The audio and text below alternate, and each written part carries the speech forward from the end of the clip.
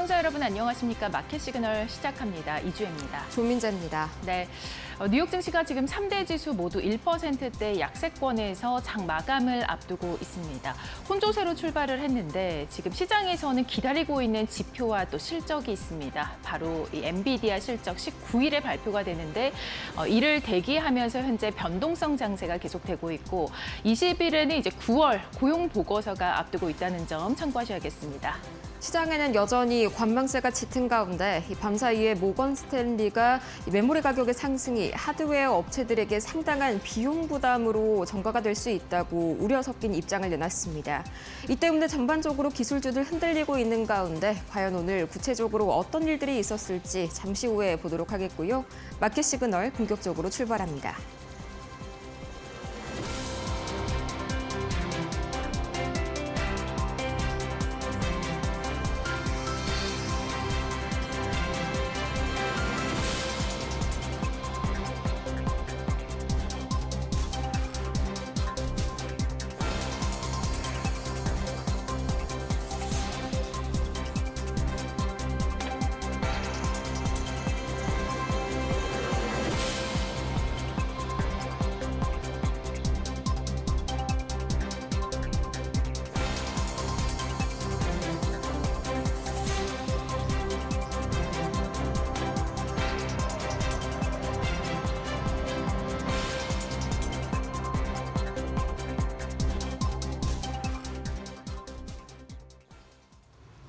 이번 주 우리 시각으로 목요일이죠. 이 엔비디아의 실적 발표를 앞둔 경계감과 함께 여전히 이 금리 인하에 대해서는 동결이 더 우세하다는 비관적인 시각이 큽니다.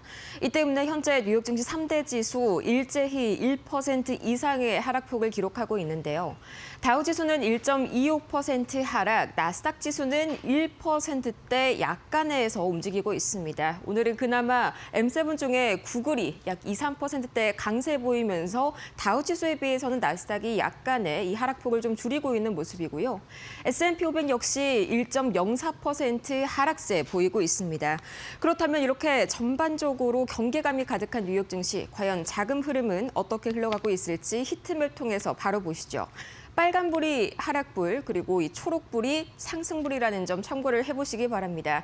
오늘은 그야말로 이 M7 중에서 유독 구글만이 파랗게 이 상승불을 켜고 있습니다. 조금 더 자세하게 보시겠지만요. 이 버크셔 해서웨이, 얼마 전에 은퇴를 했었던 워렌 버핏이 이끌던 이 가치 투자를 전문으로 하는 그런 기업이죠. 이 버크셔 해서웨이가 지난 9월 말을 기준으로 이 구글의 주식 대량을 보유하고 있다는 사실이 공개되면서 이 AI가 과연 거품이라면 과연 버크셔가 이 구글 주식을 매입을 했을까라는 그런 생각들과 함께 다시 한번 투심이 개선된 모습이고요. 나머지는 전반적으로 크게 하락불을 켜고 있습니다. 아무래도 금리 동결에 대한 그런 가능성이 더 높게 유지가 되다 보니까 이 하락을 피하기 힘든 그런 모든 업종들의 상황 보고 계십니다. 특히나 오늘 AI 반도체, 특히나 메모리 쪽이 좀 강하게 흔들리는 모습 보여주고 있는데요. 하드웨어 관련 기술주도 굉장히 약한 모습입니다. 이 밤사이에 모건 스탠리가 좀 전에 부정적인 리포트를 하나 발표했다고 말씀을 드렸는데 그나마 좀 유틸리티와 이런 헬스케어와 같은 방어주들이 조금은 약하게 하락불을 켜는 모습입니다. 그렇다면 과연 이런 장세를 만든 오늘의 세 가지 주요한 이슈 어떤 게 있었는지 바로 보시죠. 가장 먼저 미국 경기의 이 제조업 경기의 바로미터, 선행 지표라고 볼 수 있는 뉴욕 제조업 지수. 이 언론에서는 엠파이어 스테이트 지수라고도 합니다. 이게 상당히 예상보다 호조세를 보였습니다. 이 18.7을 기록했는데 작년 11월 이후로 최고치를 기록을 했습니다. 물론 그 자체로만 봤을 때는 좋은 소식이지만 사실상 금리 인하에는 도움이 되지 않는 소식이죠. 실제로 세부 내용을 좀 보자면요. 고용은 소폭 개선이 됐지만 원자재와 판매 가격 상승률은 여전히 높은 상태. 그러니까 고용보다는 인플레이션에 대한 경계감을 더 잘 보여주는 그런 지표였습니다. 이 때문에 아직까지도 이 금리 12월 동결에 대한 가능성이 55.3%가량으로 어제보다도 동결이 진행될 가능성이 조금 더 높아졌고요. 금리 인하에 대한 비관론이 더욱더 커졌습니다. 비단 이뿐만이 아니었는데요. 이 제퍼슨 연준 부의장 역시 상당히 매파적인 발언을 이어나가면서 이런 기조에 확신을 더했습니다. 이 추가 금리 인하에 있어서 천천히 신중히 접근을 해야 한다. 올해 들어서 이미 2차례 금리를 인하를 했기 때문에 지금 현재 정책금리는 중립 수준에 상당히 가까워졌다라고 평가를 했는데요. 이 부의장의 입에서 이런 말이 나오자 다시 한번 뉴욕 증시의 투심이 크게 얼어붙었고요. 추가적으로 오늘 하드웨어 관련 기업들, 델이라든지 휴레패커드, HPE 이런 기업들이 상당히 좀 부진한 모습 보여주고 있는 가장 큰 이유, 이 모건 스탠리 측에서 메모리의 슈퍼사이클, 그러니까 메모리가 호황을 맞으면서 가격이 상승하자 이게 오히려 하드웨어를 만드는 기업들에게는 마이너스로 작용이 되고 있다라면서 굉장히 불안한 입장을 밝혔습니다.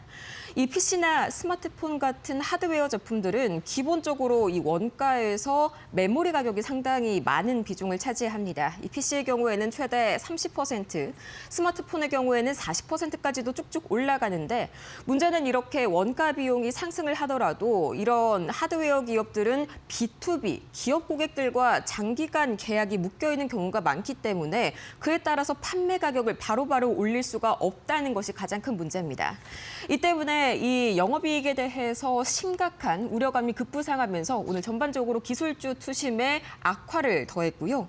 그렇다면 과연 이 추가적으로 특징주들은 어떤 상황 보이고 있을지 바로 보도록 하겠습니다. 가장 먼저 구글, 오늘 독보적으로 상승부를 켜고 있습니다.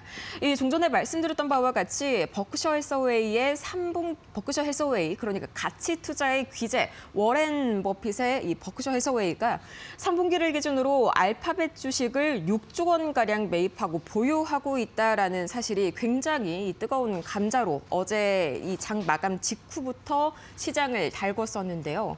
이 버크셔 해서웨이의 경우에는 상당히 가치 투자, 말 그대로 가치주를 중심으로 보기 때문에 이런 기술주 투자에 있어서 상당히 방어적입니다. 애플만을 지금까지는 되게 예외적으로 좀 보유를 하고 있는 그런 상황이었는데 그 목록에 구글이 다시 한번 추가가 됐다는 그 이슈만으로도 상당히 투자자들이 AI 거품론 속에서 안식을 가지게 된 구글이고요.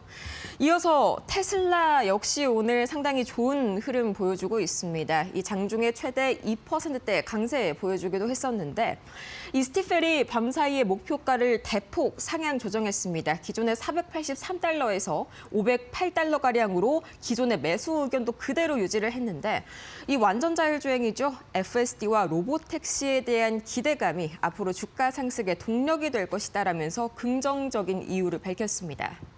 반면에 메타는 오늘 계속해서 부진한 모습 이어갑니다. 이 구글과 함께 손을 잡고 진행을 했던 프로젝트인 이 홍해 인터넷 케이블 프로젝트. 이 말 그대로 홍해를 이제 가로질러서 인터넷 케이블을 설치를 한다는 건데 이게 현재 완공이 좀 연기가 되고 있다는 보도가 나왔습니다.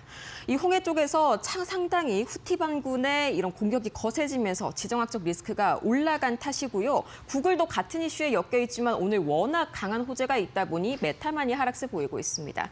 그럼 이 세 가지 현재 주가 흐름 바로 확인해 보겠습니다. 알파벳 구글 3.1% 강세로 오늘 독보적인 마무리를 지었고요. 추가적으로 테슬라도 보겠습니다. 테슬라입니다.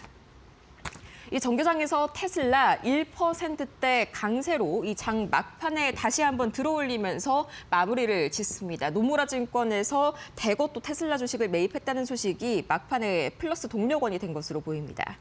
추가적으로 메타 보도록 하겠습니다. 이 오늘 메타입니다. 1.2% 마이너스로 기록을 했고요. 추가적으로 M7 세 가지 종목 더 보도록 하겠습니다. 가장 먼저 이 엔비디아입니다. 팔란티어의 창업자죠. 이 피터 틸의 헤지 펀드인 틸 매크로가요. 엔비디아 주식 보유분을 전량 매각했다라는 소식이 밤사이에 엔비디아의 주가를 강하게 내리눌렀습니다. 거의 53만 8천 주, 우리 돈으로 따지자면은 1,500억 원 가량인데 바로 지난주였습니다. 이 소프트뱅크가 보유한 엔비디아 지분 전량을 매각했다는 소식과 더불어서 이번에는 팔란티어의 피터 틸이라니 진짜로 AI 거품론의 엔비디아가 중심에 되고 있는 것 아니냐 하는 그런 논란들이 오늘 밤사이에 불거졌고요. 이어서 아마존도 오늘 불안불안한 모습 보이고 있습니다. 이 150억 달러 규모의 회사채를 발행을 해서 자금 조달을 하겠다고 밝혔기 때문인데 사실상 현재 이 대형 기업들의 대규모 자금 집행이 상당히 의구심을 가지고 있는 상황에서 이러한 소식은 오히려 불안감을 키우는 요소로 작용이 됐고요.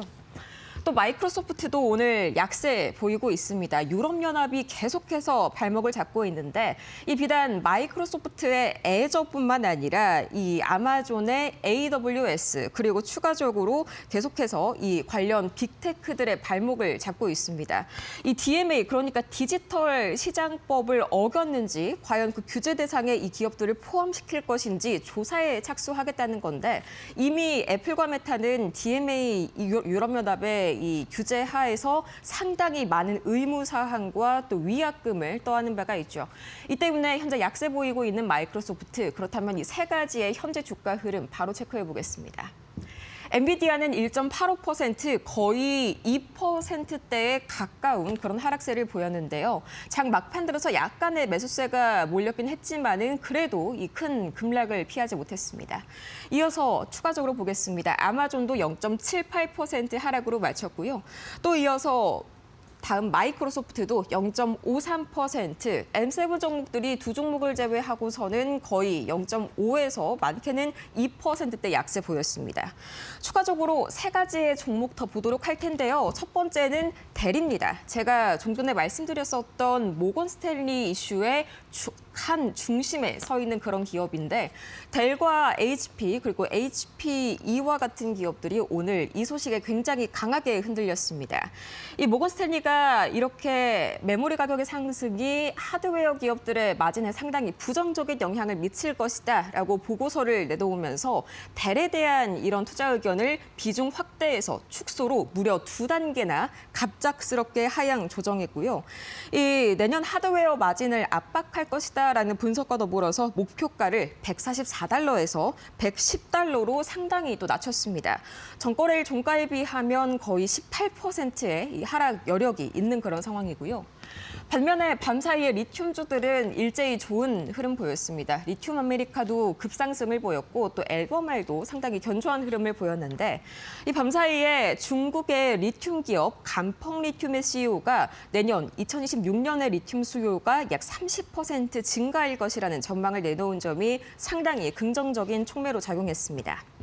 또 이어서 퀀텀 컴퓨팅, 대규모 양자 기술, 그리고 포토닉 관련 제조 로드맵을 발표를 했는데요. 이 포토닉은 차기 메모리 반도체 칩의 이 대안으로도 선보이고 있는 그런 기술이죠. 이 때문에 다시 한번 큰 기대감 안고 움직인 퀀텀 컴퓨팅 세 가지 종가 상황도 확인해 보도록 하겠습니다. 델 컴퓨터 거의 8%에 가까운 급락세를 시현했고요. 추가적으로 이 리튬 아메리카 보도록 하겠습니다. 7.5% 급등세로 장을 마쳤습니다. 이어서 퀀텀 컴퓨팅 보도록 할 텐데요. 최근 들어서 상당히 흔들림이 심했었던 이 양자 컴퓨팅주들 오늘은 퀀텀 컴퓨팅의 약 8%대 강세하에 전반적으로 좋은 분위기 형성했습니다. 이제 6가지의 매크로 지표 흐름 바로 보도록 할 텐데요. 가장 먼저 국제 유가입니다. 0.53% 하락하면서 60달러 선을 여전히 하회하고 있는 국제 유가. 이 밤사이에 우크라이나의 공격을 받아서 이 선적이 중단됐었던 러시아의 노보로시스크 항구 이게 다시 한번 원유 선적을 재개하면서 단기적인 공급 우려가 완화됐기 때문이고요. 원달러 환율은 다시 한번 15원 가까이 오르면서 1,462원 돌파했습니다. 굉장히 부담스러운 구간이죠. 이 최근에 강달러 현상도 현상이지만요. 이게 더더욱 원달러 환율의 상승을 부추기고 있습니다.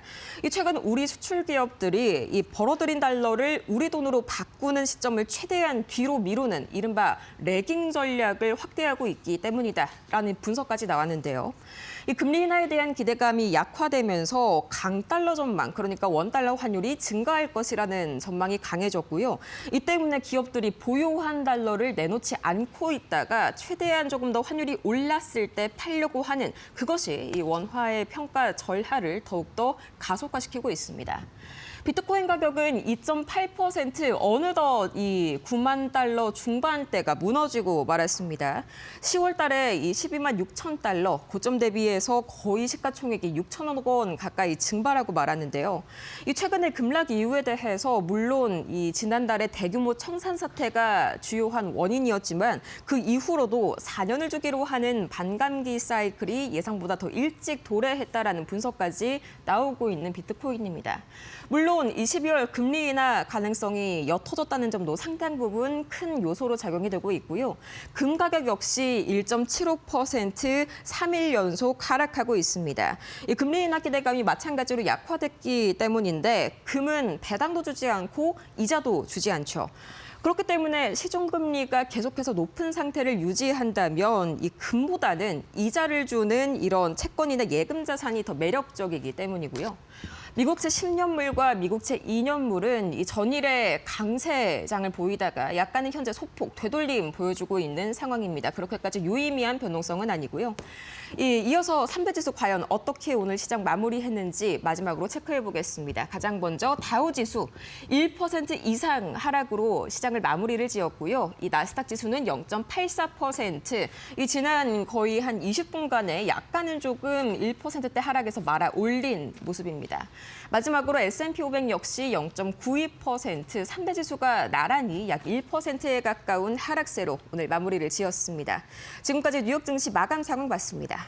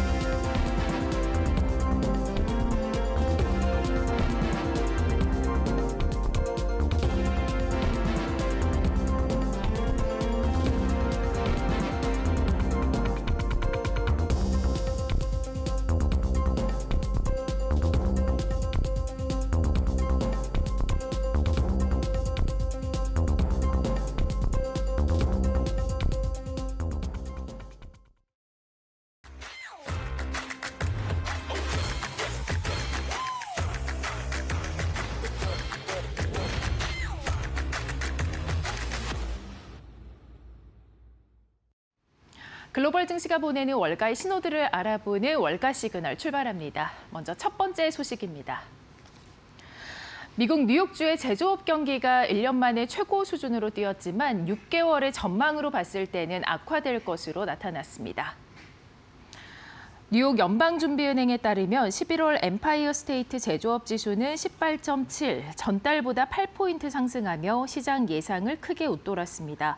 신규 주문과 출하도 모두 상승해 현재 경기는 뚜렷한 개선세를 보였습니다. 기업 비용과 가격 압력도 다소 완화됐습니다.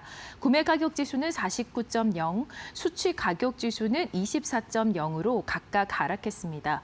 문제는 6개월 후 전망입니다. 미래의 사업활동 지수는 19.1, 전달 대비 11.2포인트 급락했습니다. 신규 주문 전망도 23.3으로 크게 떨어졌고 출하 전망 역시 8.3포인트나 낮아졌습니다. 뉴욕 연은은 현재 제조업은 견조하지만 미래 낙관론이 뚜렷하게 약해지고 있다고 설명했습니다. AI 버블 논쟁이 새로운 국면으로 접어들고 있습니다. CNBC에 따르면 거물 투자자이자 팔란티어의 창업자 피터 틸이 보유하고 있던 엔비디아의 주식을 전량 매각하면서 시장의 경고음을 키우고 있습니다. 피터 틸이 운영하는 틸 매크로 펀드는 지난 7월부터 9월 사이 엔비디아 53만 7천 주를 모두 처분했습니다. 매각 규모는 약 1억 달러, 우리 돈 약 1,460억 원에 달하는 것으로 추정됩니다. 테슬라 지분도 크게 줄인 반면 애플과 마이크로소프트 주식은 새로 매수하며 포트폴리오를 재편했습니다. 이 같은 매각 결정은 최근 시장에서 제기되는 AI 과열, 기술주 고평가 우려와 맞물리면서 더 큰 주목을 받고 있습니다. 실제로 엔비디아는 지난달 세계 최초로 시총 5조 달러를 돌파했지만 이후 AI 투자가 정점을 찍은 것 아니냐는 논란이 커지면서 변동성이 확대되고 있습니다. 이러한 흐름은 피터 틸만의 움직임이 아닙니다. 손정희 소프트뱅크도 최근 엔비디아 지분을 전량 매각했으며 영화 빅쇼트의 실제 주인공 마이클 버리 역시 엔비디아와 팔란티어에 대한 공매도 포지션을 취하며 거품 경고를 낸 바가 있습니다. 그럼에도 불구하고 엔비디아의 실적에 대해서는 상당히 긍정적인 전망이 나오고 있습니다. 지난 4년간 엔비디아의 매출이 거의 600%가 넘게 성장을 했는데요. 이번에도 CNBC에 따르면 이 엔비디아의 실적, 3분기 실적 전망 상당히 좋을 것으로 예상되고 있습니다. 금융정보업체 LSEG가 집계한 엔비디아의 3분기 매출에 대한 애널리스트 전망치는 549억 달러, 주당 순이익 1.25 달러 수준입니다. 2026년 매출은 2,867억 달러로 예상됩니다. 투자자들의 관심은 젠슨왕 CEO의 전망에 집중돼 있습니다. 젠슨왕 CEO는 최근 2025년부터 2026년 이 AI 칩 주문만 5천억 달러 규모라고 밝혔는데요. 이는 내년 매출이 현재 월가 추정치를 훨씬 상회할 가능성을 시사합니다. 일부 애널리스트들은 2026년 데이터 센터 매출이 600억 달러 추가 증가할 수 있다라고 분석했습니다. 다만 최근 AI 버블 우려로 엔비디아 주가는 지난달 말 대비 5% 정도 조정된 상태인데요.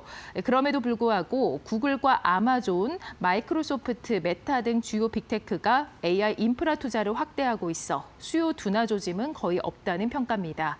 엔비디아가 오픈 AI에 최대 100억 달러를 투자하고 오픈 AI가 수년간 400만에서 500만 개의 엔비디아 GPU를 구매하기로 한 초대형 계약도 시장의 관심사입니다.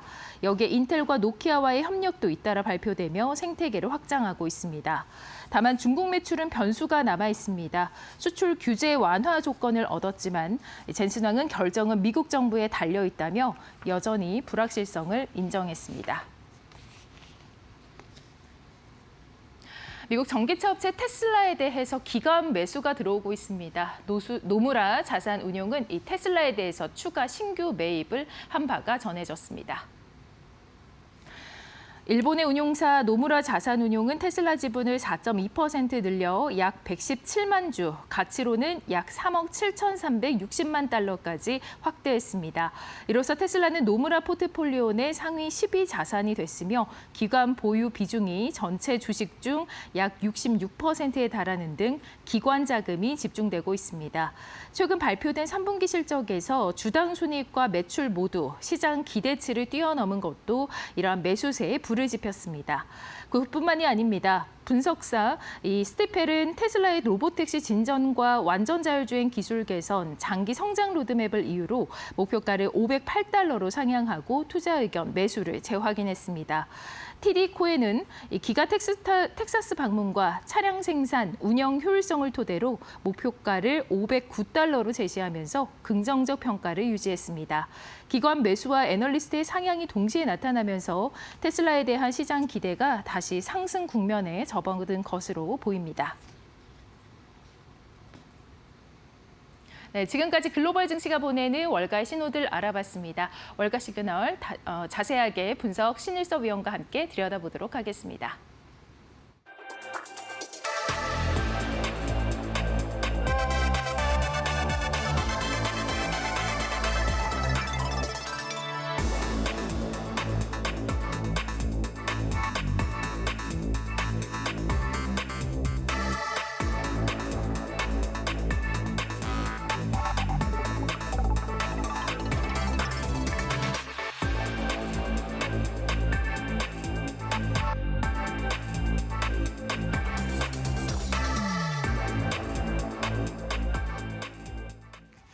네. 자, 지금 피터 틸, 이 팔란티어의 창업자이자 또 페이팔의 창업자입니다. 상당히 실리콘밸리에서 유명한 거물 투자자인데 엔비디아 지금 전량을 매도한다라는 소식이 나왔습니다. 근데 이게 또 첫 소식이 아니지 않습니까? 최근 이 엔비디아 매도 소식도 계속 들려오고 있습니다. 일단 피터 틸은 단타 투자자입니다. 여러분들 그거 생각하셔야 되고요. 마이클 버리도 단타입니다. 워렌 버핏 빼고. 그러니까 단타에 일희일비 하는 거는 좀 그런데 워낙에 지금 시기가 시기이다 보니까 지금 거기에 주목을 하는 것이죠. 자, 지금 팔란티어 창업자이기도 하고 최근에 저기 인터뷰에 많이 나오시는 그 뽀글머리 있죠, 뽀글머리. 그분은 현재 CEO입니다.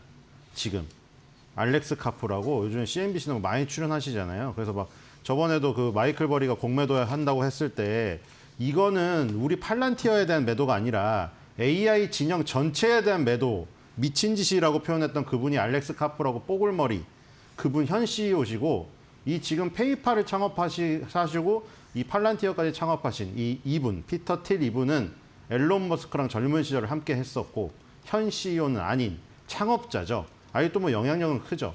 그리고 지금 백악관에도 데이비드 sak스라는 분이 계시고 앨런 머스크는 지금 뭐 잘 나가고 있고 피터 틸까지 이런 페이팔 출신들이 뭐 정재계부터 시작해서 기업계를 다 장악하고 있다고 해서 페이팔 마피아라고 불리기도 하죠.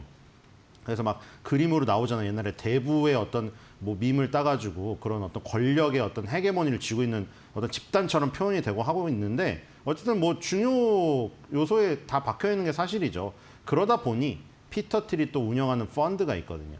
그러니까 펀드에서 뭐를 팔았냐 안 팔았냐 그거를 또 이제 관심을 갖게 되는 거죠. 이제 가치 투자자의 진영에서는 대표적으로 워렌 버핏의 버크셔 해서웨이라던가 리틀 버핏이라고 불리는 빌 에크먼이 도대체 뭐를 팔고 샀는지, 그다음에 테슬라 쪽에서는 뭐 캐시우드나 댄 아이브스가 운영하는 펀드에서 도대체 얼마나 테슬라의 지분을 줄였는지 늘렸는지 이런 것들이 이제 다 초미의 관심사죠. 그런 것들이 이제 어느 정도 자산 규모가 되다 보면은 그거를 보고를 해야 됩니다. 근데 이제 후행이죠, 후행. 그땐 나오지 않고 지나고 나서 나옵니다.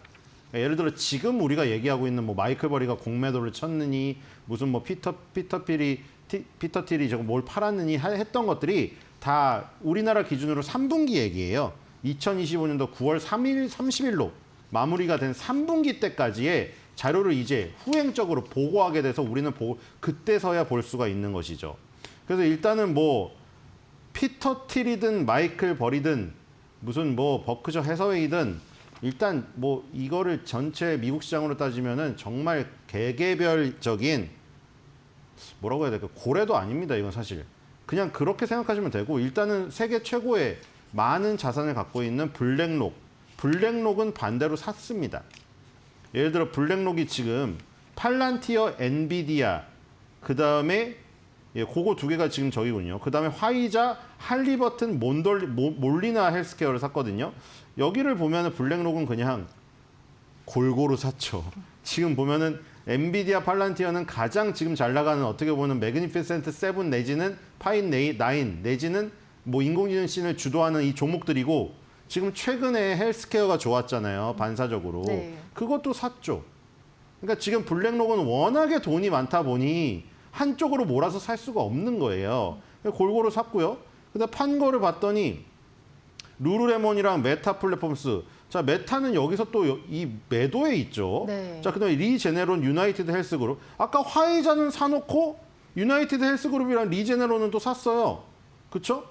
이런 모습들. 그리고 헐리버튼은 사놓고 에스티로드는 또 팔았단 말이죠. 네. 자, 그러니까 이 블랙록은 워낙에 자산이 많다 보니까 자산 배분을 하는 데 목적이 있습니다. 그래서 뚜렷한 부분이 보이지 않으니까 언론에서 받아쓰지 않죠. 재미가 없고 조회수가 안 나오거든요. 뭔가 이렇게 특징적인 부분이 없네요. 저거 블랙록고 네. 받아 써봐야 조회수가 나오겠습니까? 지금 조회수가 나오려면 어떻게 되냐면 마이클 버리나 피터 틸 걸 써야 됩니다. 그러니까 조회수가 높게 나오기 위해서 언론 기사를 그렇게 쓰다 보니까 우리가 더 초미의 관심사를 가질 수밖에 없는 것이죠. 블랙록까지 돈이 많은 회사는 저렇게 배분하고 있는 것이고. 자, 그다음에 이제 저 부분이죠. 가장 이제 피터 틸의 그 부분인데, 이 엔비디아랑 비스트라, 테슬라를 팔았다. 비스트라는 또 에너지입니다. 근데 비스트라는 팔았다는 걸 테슬라보다 많이 팔았거든요. 하지만 언론에는 딱 두 개가 앞에 나오죠. 엔비디아와 테슬라를 팔았다. 비스트라 에너지 판 거는 아무 관심이 없거든요. 에너지주를 팔았음에도 불구하고. 자, 그리고 이제 마이크로소프트랑 애플은 또 샀잖아요. 여기서 또 갈리는 거잖아요, 지금. 마이크로소프트랑 애플을 팔았는데 마이크로소프트, 애플, 엔비디아는 지금 여러분들 다 아시다시피 세계 시가총액 3위, 경쟁을 하는 세 회사입니다. 이렇게 바꿔서 표현하면 어떨까요? 세계 시가총액 3위에 드는 종목 중에 두 종목을 샀다. 그럼 어떤 느낌이세요? 뉘앙스가 완전 다르지 않아요? 지금? 피터 틸이 세계 시가총액 3위 종목 중에서 두 개를 샀다. 이거 되게 긍정적이네. 근데 지금 어디에 주목하고 있죠? 피터 틸이 엔비디아를 처분했다. 그렇죠? 마이크로소프트랑 애플은 샀는데 그거는 지금 사실은 이 셀 부분보다는 포커스가 안 맞춰져 있는 상태죠. 그래서 어떻게 언론의 해석이 나오기로는 엔비디아의 PER에 비해서 마이크로소프트나 애플이 조금 PER이 낮고 인공지능 씬에서 마이크로소프트나 애플이 아직 두각을 덜 나타내서 저평가된 부분으로 샀다. 이렇게 얘기를 하는데 아까 말한 대로 블랙록 그것처럼 피터 틸이 운영하는 펀드 중에서 지금 여기에 판 펀드의 요 내용 자체가 그 비중이 아주 크지가 않다는 겁니다. 그 부분을 지금 인식을 하셔야 될 것 같습니다. 네. 근데 이게 사실 일부 매도가 아니라 지금 전량 매도거든요. 사실 시총 5조 달러 돌파한 종목이기도 한데 매도를 이렇게 강하게 할 수 있는 건가요? 그러니까 이제 저기가 겹쳐서 그렇죠, 지금 다. 소프트뱅크에서 팔았다. 마이클 버리가 공매도를 쳤다. 피터 틸이 엔비디아를 전량 매도했네. 그게 지금 왜 지금 저희가 되냐면 지금 너무 결정적인 순간에 와 있거든요. 4월 달 기억하시죠? 트럼프가 갑자기 판때기 들고 나와서 관세 전쟁 불러일으켜서 주가가 급락했던 이번 연도에 가장 최고의 찬스가 그때 아니었습니까? 그때 저점에 매수하신 분이 수익이 가장 크게 났죠. 그 이후에 처음으로 60개월 선이 깨지기 일보 직전에 있는 기술적인 부분에 왔거든요. 7개월 만에요. 거기다가 엔비디아 실적 발표 눈앞에 두고 있죠. 그런 와중에 이런 큰 손들의 엔비디아에 대한 매도 의견은 매도 이 실행 부분은 굉장히 크게 작용을 하는 것이죠. 그래서 전량 매도라는 게 이제 그 피터 틸이 전량 매도했다가 또 전량 매수를 할 수도 있어요. 그런데 지금 워낙에 민감하기 때문에 그게 크게 다가오는 거다. 그리고 아까 말했듯이 피터 틸이나 마이클 버리는 많이 사고 팝니다. 많이 사고 팔아요. 자주.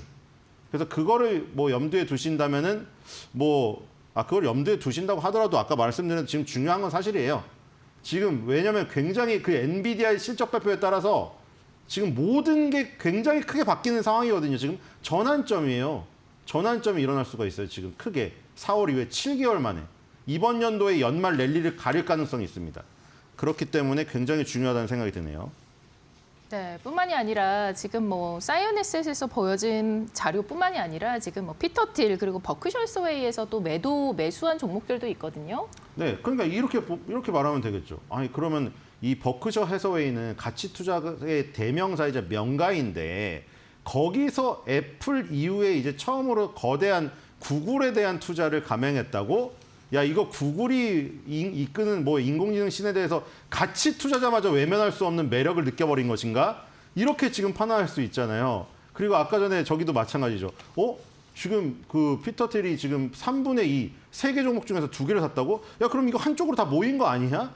그쵸. 이렇게 얘기할 수도 있겠죠. 그리고 나머지는 뭐냐면은 처부, 원래 사던 거 저번에 너무 매력적이라서 사고 싶어서 증권거래위원회에다가 우리 살 때까지는 매입할 때까지는 알리지 말아달라 해서 비밀을 붙여가지고 산 종목이잖아요. 그게 손해보험회사 처부의 비중을 또 늘렸고 레너 여러분들 다 좋아하시는 홈디포나 레너 이런 것들이잖아요. 이런 거 사셨고 도미노 피자 비중 더 늘렸죠. 지금 시리우스도 지금 늘렸고요.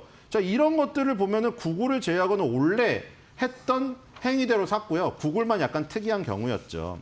그다음에 판 걸 봤더니 베리사인 팔았고 다비타 이거 신장 투석기 요즘 많이 좀 계속 팔고 있더라고요.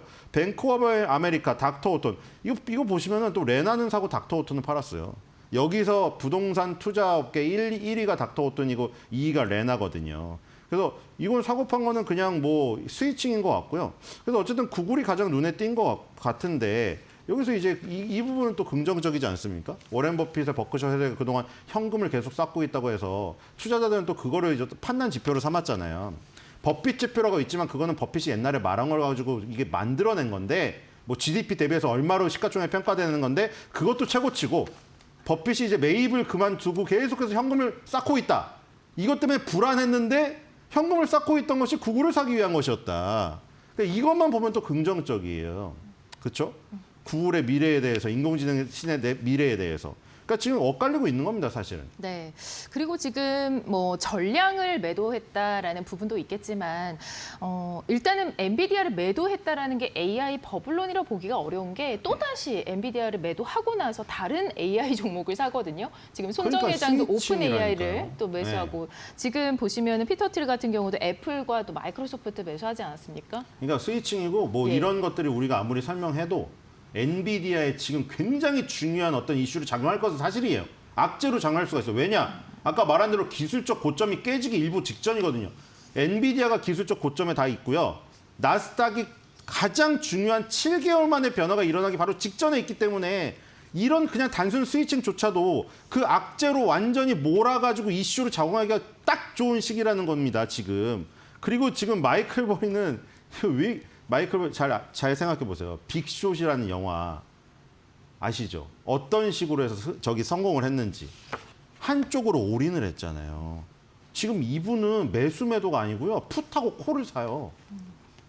지금 팔란티어 콜을 사고 유나이티드 헬스크로 콜을 샀습니다. 콜을 팔았습니다. 네, 좋습니다. 그거 명심하시기 바랍니다. 네. 자, 이렇게 AI 버블론에다가 엔비디아의 입장에서는 좀 악재일 수 있다라는 얘기까지 나오고 있는데 그럼에도 불구하고 지금 3분기 엔비디아 실적에 대한 전망 좋습니다. 뭐 역대 또 한 번 최대 실적이 나올 것이다라는 얘기가 나오고 있습니다. 관련해서 두 번째 이슈 만나보겠습니다.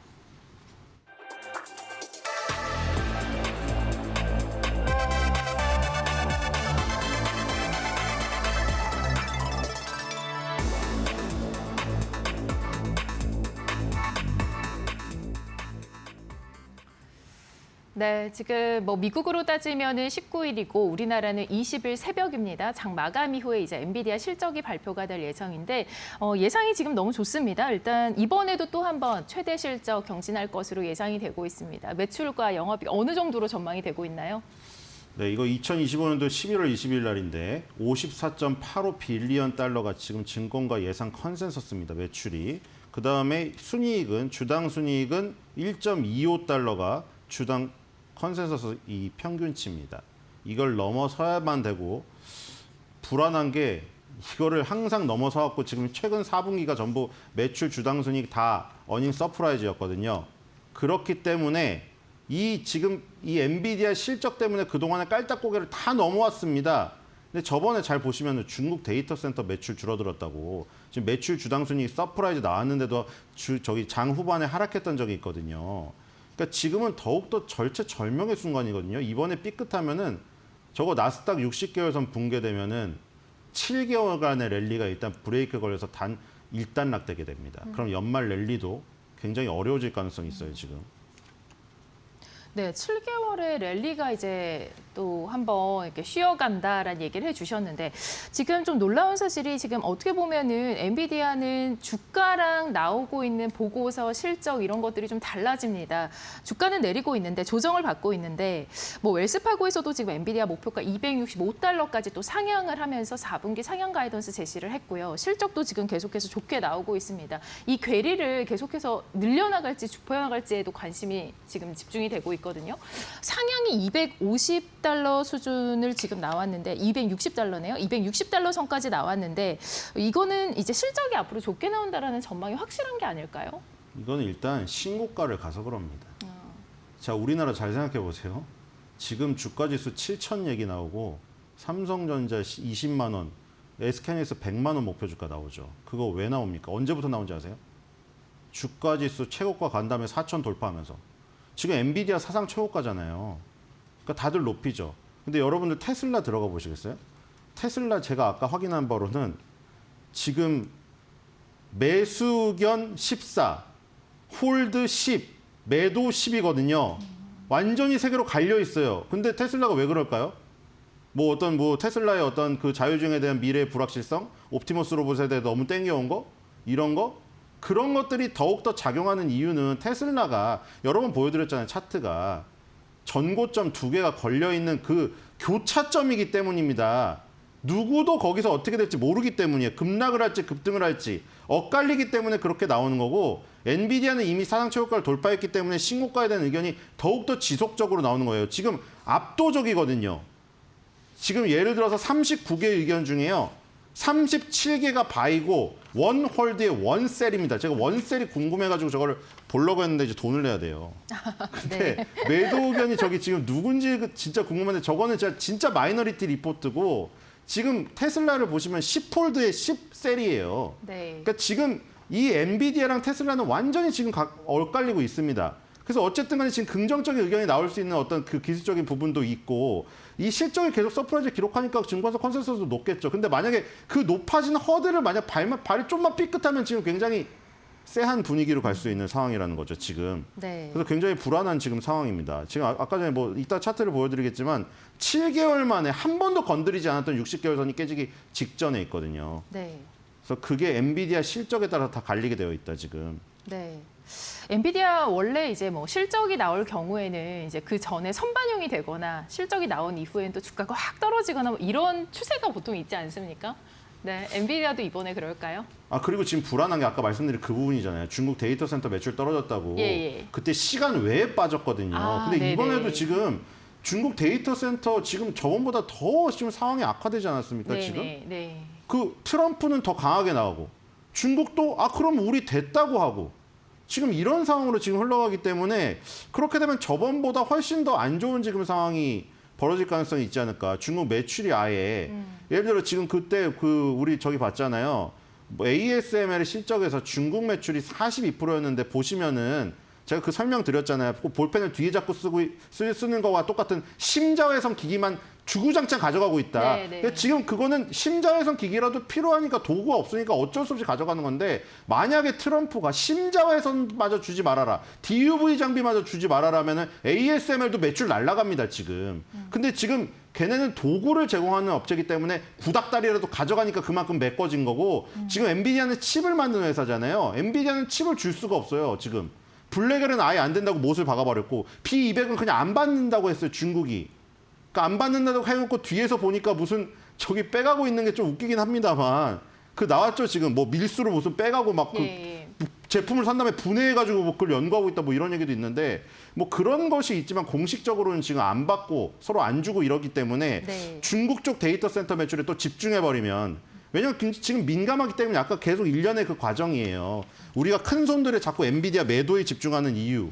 그다음에 자꾸 지금 엔비디아가 실적이 어닝 서프라이즈가 나왔는데도 굳이 그 중국 데이터 센터 매출이 안 나온 걸 찾아내가지고 떨어뜨리는 이런 시장의 심리. 네. 이런 거는 지금 굉장히 기술적인 고점에서 위치 에너지가 높다는 얘기거든요. 네. 우리가 위치 에너지가 높으면 불안하잖아요. 사람이 옆에 가지고 조금만 손가락으로 살짝만 누르면은 균형을 잃어버려요. 네. 근데 몸을 웅크리고 있고 낮은 데 있잖아요. 아무리 손가락으로 밀어도 안 움직입니다. 네. 지금 그런 상황이에요. 그래서 저는 불안한 게 그겁니다. 어닝 서프라이즈가 나와도 그냥 정말 제대로 나와버려야 되고 이게 만약 턱걸이로 그냥 부합에 나와버리잖아요. 그럼 또 찾아낼 거예요. 중국의 데이터 센터 매출이 없어졌네. 그럼 향후 분기엔 더 안 좋을 건데 이러면서 하락의 이유로 삼아버리지 않을까. 이런 불안감이 있습니다. 그러니까 지금 이번에는 성적을 그 패스할 수 있는 그 통과권에서 살짝 넘는 게 아니고요. 완전 어닝 서프라이즈로 압도적으로 나와야 돼요. 제가 보기에는. 그렇지 않으면은 전분기랑 비교할 것이고 전년 동기 대비해서 비교할 거예요. 그냥 어닝 서프라이즈였음에도 불구하고 그 성장률을 비교할 가능성이 있어요, 또. 우리 그런 거 봤잖아요. 예.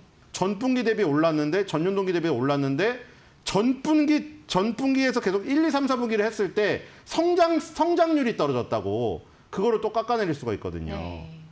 그런 지금 불안감이 있습니다. 시간 외에 급락이 또 나왔다는 왜냐하면 사실. 제가 보는 기술적 모습이 4월달 이후에 지금 처음 나오는 굉장히 불안한 모습이기 때문이에요. 네. 그런데 지금 뭐 가이던스는 상당히 좋거든요. 특히 뭐 방금 중국 데이터 센터를 말씀해 주셨는데 이게 일반 그 전반적인 데이터 센터 매출에도 포함이 되는 거 아니겠습니까? 그쵸. 그럼 2026년도 지금 데이터 매출 같은 경우는 600억 달러 또 추가 증가가 나왔는데 가이던스로 덮이지 않을까 싶기도 한데요. 근데 저번에도 네.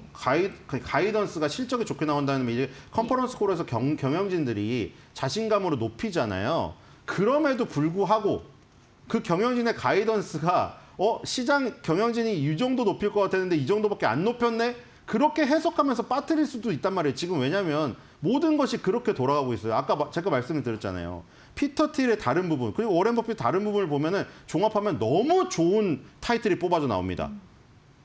피터 틸이 세계 3대 시가총액업체 중에 2개를 샀고 워렌 버핏이라는 가치 투자의 대명사가 손도 안 대던 구글에 손을 댔다. 와, 인공지능 씬의 미래에 사람들이 몰려오네. 이렇게 표현할 수도 있는 거를 완전 다른 면을 보죠. 왜냐하면 엔비디아의 주가가 기술적인 고점에 다다랐고 4월 달 이후에 나스닥이 최고의 어떤 절체절명의 위기에다가 저번에 어떤 발생했던 그 중국 데이터 센터 매출을 뽑아가지고 시간 외에 하락을 시켰던 어닝 서프라이즈 뉴스가 나오자마자 하락을 시켰습니다.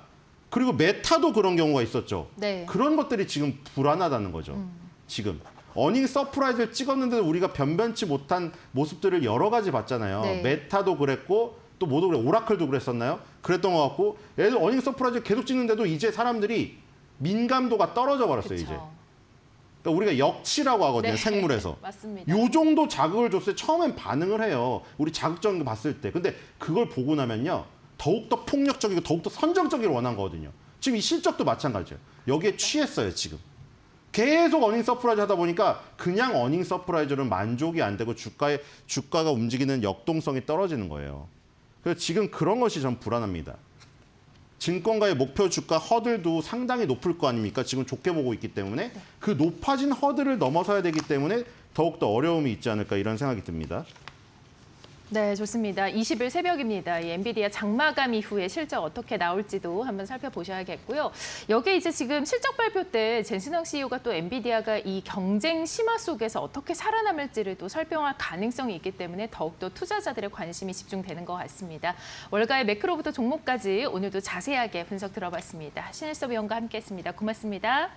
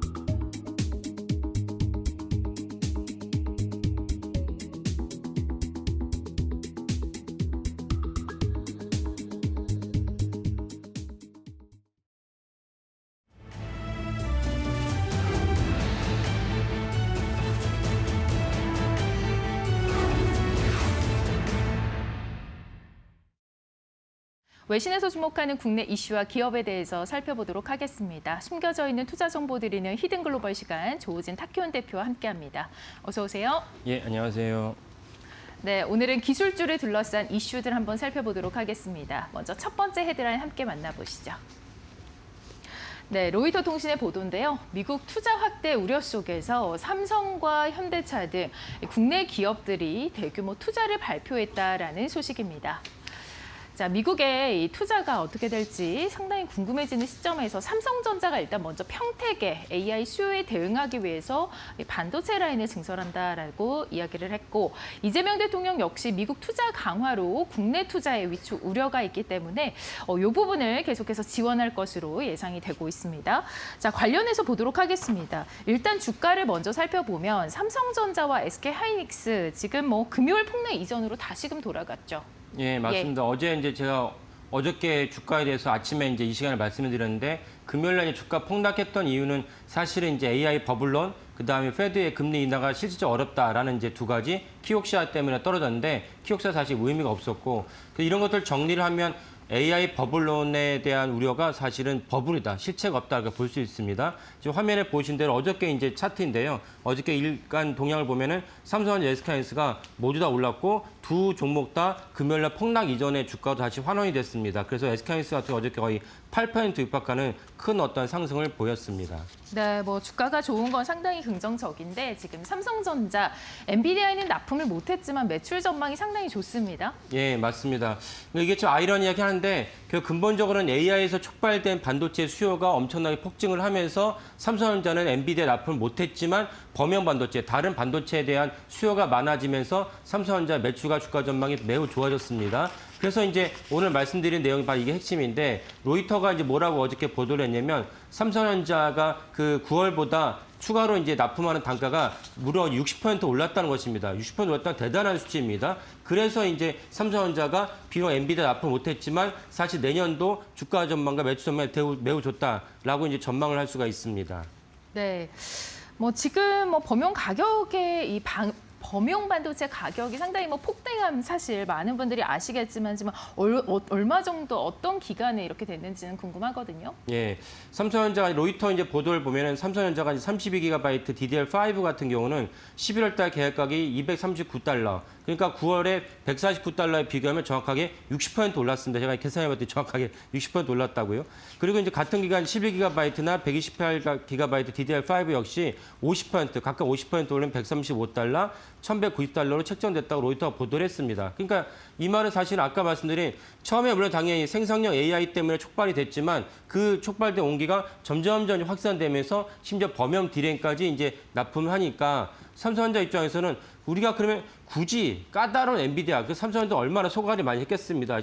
그 심지어 작년 5월에는 창사 이래 처음으로 이제 사업부문 부문장이었던 경계현 대표가 경질되는 그런 납품도 겪었기 때문에 굳이 우리가 엔비디아 납품해야 되냐 이런 어떤 인식도 좀 확산된 걸 알고 있습니다. 그러니까 엔비디아 납품을 하지 못해도 사실은 이제 매출과 그 수익성은 그에 못지않게 거둘 수가 있다라고 이제 인식이 확산되고 있고 그래서 사실은 삼성전자가 창사 이래 삼성전자뿐만 아니라 이제 반도체 역사상 사실 내년 내후년이 엄청난 이제 최대 슈퍼 사이클이 예정되어 있습니다. 그래서 삼성전자도 거기에 대해 수혜를 입을 전망이다라고 이제 예상이 됩니다. 네, 가격이 상당히 급등을 했는데 그럼에도 불구하고 지금 고객사들이 앞다퉈서 지금 입도 선매한다고요? 예, 맞습니다. 예. 입도 선매라는 거는 이제 추수를 하기도 전에 벼가 서 있는데 그 설 입자입니다. 벼가 서 있는데 먼저 가서 사간다는 거죠. 왜냐면은 벼를 추수할 때쯤 되면은 사실 너무 많은 이제 사람들이 몰려들기 때문에 미리 내가 먼저 벼를 수매하겠다는 것이 입도 선매입니다. 마찬가지로 지금도 계속 DDR 가격이 메모리 가격이 올라가고 있는데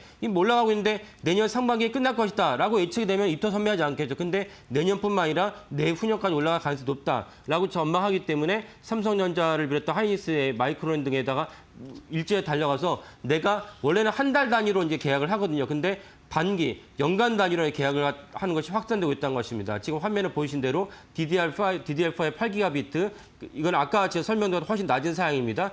아까는 제가 DDR5였고 지금 화면에 보이시는 건 DDR4인데 DDR4 같은 경우 이제 4월 달하면 $2였죠. 근데 지금 10월 달은 7.3달러고 이거보다 지금 더 올랐을 것입니다. 그러면 10월 달 기준에도 3배 이상 올랐으니까 엄청난 폭도 아닙니까? 이래서 이제 두려움을 느낀 이제 수요자들이 고객사들이 내가 먼저 한 해치를 갖다 몽땅 사가겠다는 계약이 확산되고 있다라는 이제 전망입니다. 네, 이게 뭐 공급을 보장받기 위해서 이렇게 반기 이상으로 하는 건가요? 예, 맞습니다. 왜냐하면 이 가격이 오르는데 가격이 오른 것은 시장이었던 측면이고 이 수요자 입장에서는 부품이 없으면 제품을 내놓을 수 없으니까 제품을 내놓을 수 없으면 일정 이상 소비자들이 끊어지니까 두려움을 느낀 나머지 이제 삼성전자나 SK하이닉스나 마이크론 등에 대해서 입도 선매하면서 원래는 이제 매달 반기로 다녔는데 이제 연간 단위로 이제 확산되고 있다. 그래서 이제 로이터 보도 같은 거 보면은 SK하이닉스 같은 경우는 이제 27년도까지 이제 연간 단위로 계약을 갖다 추진하고 있다는 얘기가 나옵니다.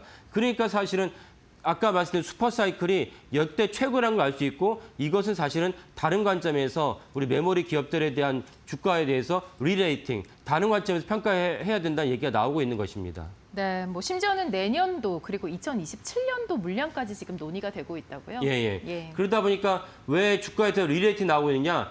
우리가 보통 주가를 평가할 때 3년치를 갖다 평가하거든요. 올해, 내년, 내후년치에 대한 평가를 해서 그걸 갖다가 영업이익을 받아들인 다음에 PER로 이제 반영이 되는데 아까 말씀드린 대로 메모리 기업들은 월 단위, 반기 단위였는데 이번에는 이제 내년은 당연히 다 완판이 됐고 하이닉스가 컨퍼런스 콜에서 얘기했고 삼성도 완판이 됐다고 전해집니다. 그러면 내후년까지 이제 계약을 갖다 논의하고 있다면 기존에 했던 반도체 기업의 평가는 PBR이었는데 PBR 대신에 PER로 바꿔야 된다. 그럼 PER이라는 다른 어떤 제조업과 다른 어떤 종목을 갖다가 똑같이 이제 반영을 하면서 평가할 수 있다. 그렇다면 미국과 유럽의 큰 손들이 삼성전자나 SK하이닉스에 대해서 PBR 대신 PER로 평가를 해야 된다는 얘기는 다른 맥락으로 장기 투자도 가능하다. 장기 투자가 가능하다면 유럽과 미국에 있는 큰 손들이 SK하이닉스와 삼성전자에 뛰어들 채비가 맞췄다라고 볼 수가 있습니다. 그러니까 SK하이닉스, 삼성전자가 주가가 한 번 더 점프할 수 있는 그런 어떤 시장적인 수급의 그 환경이 조성되어 있다라고 볼 수가 있습니다. 네, 한국 기술주들의 경쟁력 확보가 지금 상당히 눈여겨지는 그런 모습이 나타나고 있습니다. 자, 다음으로 넘어가 보도록 하겠습니다. 두 번째 헤드라인 살펴보실 텐데요. 월스트리트 저널의 보도입니다. 자, 보시겠습니다. 지금 대기업들 수백 조의 국내 투자를 지금 제안을 했고 또 이에 따라서 기술주들 일제히 강세를 보인다라는 보도입니다. 삼성전자 450조입니다. 현대차도 125조. 그리고 기타 이 기업들도 지금 대규모 투자를 발표를 했는데 이에 따라서 삼성전자가 3%, SK하이닉스가 어제장에서 8%가량의 지금 오름세를 보였습니다. 자, 관련된 내용 좀 자세하게 들여다보도록 하겠습니다.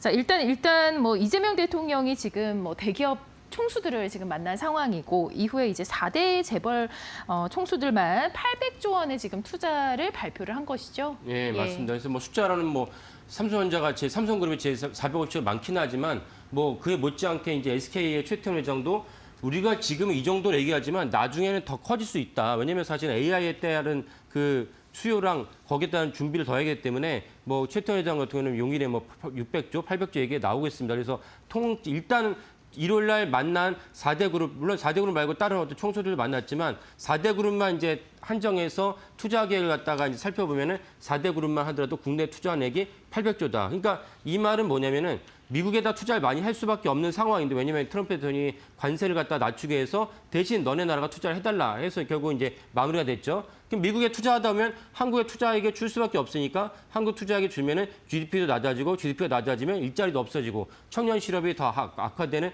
그런 일이 생기니까 그걸 갖다 이제 막기 위해서 이재명 대통령께서 이제 여러 총수들을 불러 모았고 아까 설명드린 대로 4대 그룹만 하더라도 800조를 투자하겠다.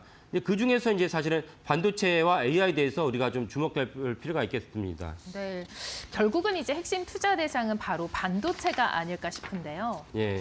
그래서 이제 최태원 회장 같은 경우는 이제 일단은 이제 125 정도 얘기했지만 용인 클러스터 같은 경우 보면 이제 앞으로 이제 600조 정도의 추가 투자 가능하다라고 얘기를 했습니다. 그러면 이제 삼성전자는 이제 평택에다가 P4를 갖다가 대대적으로 증설을 하면서 만약 증설을 마친다면 세계 최대의 반도체 집적 단지가 될 것이다라고 전망이 됩니다. 그러면 이제 SK도 역시 일단은 128조지만은 아까 말씀대로 추가로 이제 용인에다가 짓는다면 600조.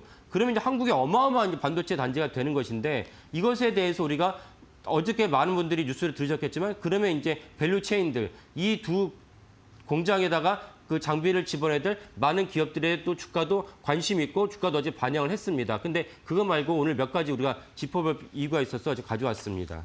네, 좋습니다. 반도체가 결국은 이제 AI의 근간인데 그 이전에 이러한 대규모 투자에 앞서서 선제 조건이 있다고요? 예, 맞습니다. 그러니까 일자리 창출을 위해서 삼성전자랑 SK만 하더라도 엄청난 숫자에 거의 700조가 넘는 숫자를 갖다가 투자할 예정이니까 그건 기분이 좋고 또 우리나라가 이제 메모리 기업에 선도하고 있으니까 가능하려 여겨집니다. 근데 그거는 그거고 별도로 이 두 기업이 투자를 하지만 이 기업이 투자하는 거 외에 두 기업이 할 수 없는 다른 부분을 이제 정부가 해결해 줘야 됩니다. 그것이 무엇이면 전기입니다. 제가 이제 몇 번 말씀드렸고 많은 분들이 아시겠지만은 이 생성형 AI라는 게 전기 먹는 하마입니다. 전기 먹는 하마이기 때문에 곳곳에서 전기가 많이 필요한데 당연히 AI 자체는 아니지만 AI의 근간이 되는 이 메모리 반도체를 갖다 마련하기 위해서는 메모리 반도체에 또 엄청난 전기를 갖다 공급해 줘야 됩니다. 그러면 우리나라 전체 전기가 30%가 이제 그 원자력 발전에서 나오는데 원자력 발전이 어디 있습니까? 수도권에 있습니까? 아닙니다. 주로 이제 그 동해안, 그다음에 일부가 영광에 있습니다. 그렇다면 이 전기의 수요를 감당하기 위해서 이쪽에다가 우리가 예상하는 대로 동해안 쪽에 있는 원전을 갖다가 더 증설하거나 재개한다면 할 수 있겠죠. 근데 그렇다면 결국 송전로를 갖다 깔거나 또 설치를 해야 되는데 그렇게 하느니 우리가 전기를 수요하는 대부분이 경기도에 있으니까 용인과 평택에 있으니까 이천에 있으니까 그 근처에 있는 그 경기도에다가 하다못해 충남에다 하더라도 SMR을 짓게 되면 SMR은 60MB, 좀 작은 30MW입니다. 작은 30MW를 4개를 지면 이제 120MW. 이 정도면은 아까 말씀 평택이라든지 용인이라든지 이천이라든지 충분히 다 이제 공급하고 남습니다. 그런 방식으로 이제 왜 SMR을 지을 필요가 있다라고 여겨집니다. 네, 그런가 하면 또 체코도 추가로 이제 원전을 계획을 하고 있고 여기에 이제 영국도 SMR에 박차를 가하고 있다고요? 예, 맞습니다. 영국 같은 경우는 이제 지난주 뉴스였는데 롤스로이스가 이제 SMR 짓겠다고 이제 나섰습니다. 롤스로이스 자동차 회사인데도 불구하고 SMR과 그 전기 공급이 되게 중요하다 여기지니까 이제 SMR 나섰는데 근데 아쉬운 점은 무엇이냐? 우리나라 원전 최강국이라고 얘기를 하면서 정작 우리나라 SMR 짓지 않고 있습니다. 우리나라 국내 어느 부지에도 SMR 안 지었죠. 그러니까 사실은 우리나라가 SMR 먼저 지어야지 다른 나라에 가서도 우리가 SMR을 수주할 때 SMR에 대해서 그 제안을 할 때 이게 뭔가 좀 이렇게 가능성이 있고 실현할 가능성이 있는데 정작 너네 나라는 짓지 않으면서 왜 우리나라 보고 지으라 하느냐 혹은 SMR은 사실 두산 에너비티가 원자로 주기기 업체이긴 하지만 두산 에너비티 말고도 많은 기업이 한 3군데, 4군데 더 있습니다. 그런 기업도 각축을 벌여야 되는데 그런 기업들이 한국에 SMR을 짓지도 않는데 왜 한국과 갖다 쓰느냐라고 말을 하면서 할 말이 없습니다. 그런 맥락에서 사실은 정부 여당에서 하루빨리 SMR 짓겠다 얘기하면서 부지를 선정에 나서면은 아까 말씀드린 두 가지를 다 잡을 수 있습니다. 하나는 뭐냐면 반도체의 엄청난 수요를 대비한 증설에도 우리가 이제 대비할 수 있고 또 다른 SMR 자체를 갖다가 수출할 때도 중요한 어떤 그 모멘텀이 되겠다라고 이제 여겨집니다. 네, 지금 요번에 나온 이제 대규모 투자에서는 용인과 평택이 이제 언급이 됐는데 만약 그렇다면은 좀 어느 지역에 좀 지으면 좋을까요? SMR을? 예. 당연히 용인, 평택, 이천이기 때문에 당연히 아까 말씀드린 경기도에만 지면 좋고 경기도에 너무 사실은 많은 사람들이 살고 있고 거기에 대해서 민심 위반이나 거기에 대해서 이제 위험을 여기신 분들이 반대를 한다면 저는 뭐 사실 그거는 문제가 되지 않다고 생각하지만 반대를 한다면 굳이 그러면 경기도에 짓지 않고도 충남에만 지어도 훨씬 고압 송전소를 까는데 절약이 된다. 그런 관점에서 충청남도도 중요한 후보지라 여겨집니다. 그래서 이미 제가 몇 번 설명드리니까 아시는 분도 계시겠지만 SMR의 최대 장점은 무엇이냐? 대형 원전에 비해서 쿨링 워터, 그러니까 냉각수가 적게 필요합니다. 그러니까 그런 관점에서는 훨씬 충남에 지어도 충분히 가능하다라는 것이 이제 전문가들의 시각이고 그래서 SMR을 지어서 우리나라가 차세대 또 다른 먹거리로 생산을 해야 된다라는 것이 또 시장 전문가들의 주장입니다. 네, 일단 국내에 짓는다는 것 자체가 굉장히 긍정적으로 보이는데 일단 평택에 디램 공장을 짓겠다라고 했는데 우려도 있다라는 얘기가 있네요. 예. 평택에 디램 공장을 짓는 것이 어떤 우려가 있느냐? 과거 30년 동안 이제 디램의 어떤 역사를 보면은 주가나 매출이 한번 피크를 찍은 다음에 내려가는데 무섭게 내려갑니다. 무섭게 내려가다가 이게 이제 내려갈 때 언제 다시 올라오기 시작하느냐? 시장의 수요가 대세라는 것도 있지만은 무섭게 내려가면서 후발 기업들을 삼성전자가 도태시킵니다. 왜? 무섭게 메모리 가격이 내려가는데 삼성전자가 감산을 하지 않아요. 삼성전자는 지난 30년간 딱 한 번을 제외하고는 감산한 적 없습니다. 아니 그 가격이 내려간다고 감산하지 않느냐? 감산을 하면은 후발 기업이 살아남으니까 삼성전자는 그때는 엄청난 치킨 게임을 벌여가지고 감산을 하지 않으면서 후발 기업들 하나하나 도태시키면서 지금의 삼성전자 메모리 왕국을 갖다 만들었습니다. 그러면 삼성전자가 언제 감산을 했느냐? 바로 마지막 치킨 게임을 벌였던 22년도에 치킨 게임을 할 때 삼성전자가 이례적으로 감산을 했습니다. 이례적으로 감산을 하면서 한인스타 마이크론이 살아날 수 있는 반대의 계기가 마련됐던 것이죠. 그러면 평택 공장을 증설했는데 또다시 나중에 지금이야 엄청나게 좋고 막 우리가 호호하고 있지만 나중에 이제 언젠가는 다시 피크를 찍고 내려갔을 때 무섭게 내려가게 되거든요. 그러면 이제 삼성전자가 옛날처럼 1위 기업으로서 반도체 기업으로서 치킨 게임을 벌일 수 있지가 않다. 왜? 지금 반도체에 있어서 삼성은 1위 기업이 아니거든요. 지금은 SK하이닉스랑 차이가 없는 1위 기업입니다. 그러니까 삼성전자가 엄청난 증설을 했는데 치킨 게임 할 수 없으니까 이거를 감안하면서 증설을 해야 된다라는 어떤 이제 우려가 있습니다. 네, 좋습니다. 자, 이렇게 이 대기업들이 국내 자리를 잡아서 이 기반을 확충하는 쪽으로 방향을 잡았습니다. 이 거의 뭐 수조 원대 이 규모인데요. 이런 대규모 규모의 어떤 결과물이 바로 그 실행 속도와 전략에 달려 있는 것 같습니다. 지금까지 히든글로벌 조우진 탁현 대표와 함께했습니다. 고맙습니다. 네, 감사합니다.